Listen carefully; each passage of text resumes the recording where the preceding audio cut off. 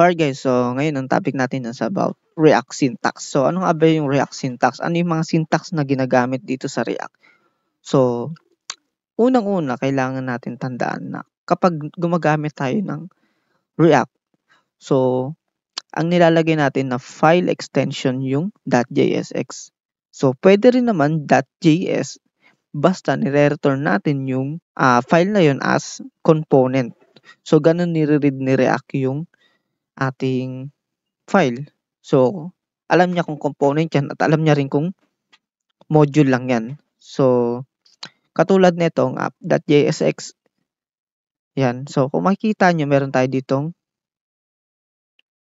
nire-render. So, yan. Ito yung pinaka-function natin, yung app.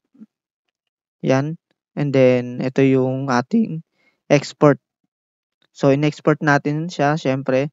And then, yung ating, yan, declaration, yung variable. And then, ito yung ating nire-return.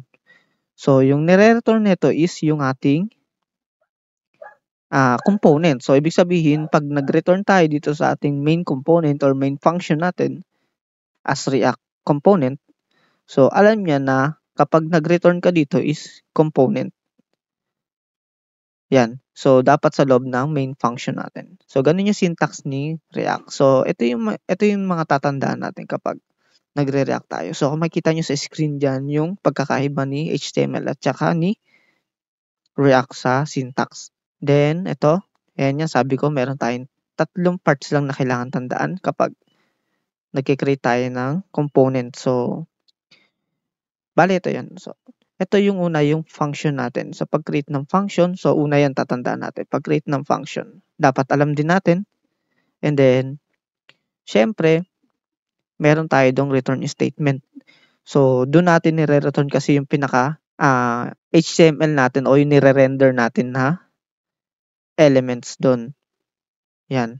Syempre, kailangan din natin export kung gagamitin natin siya sa iba't ibang klaseng file. So, ganun yung tag dito, cycle na React. So, import, export din. Pwede natin magamit yung mga component. So, para ma-minimize yung ating redundancy, syempre, kailangan din natin yun.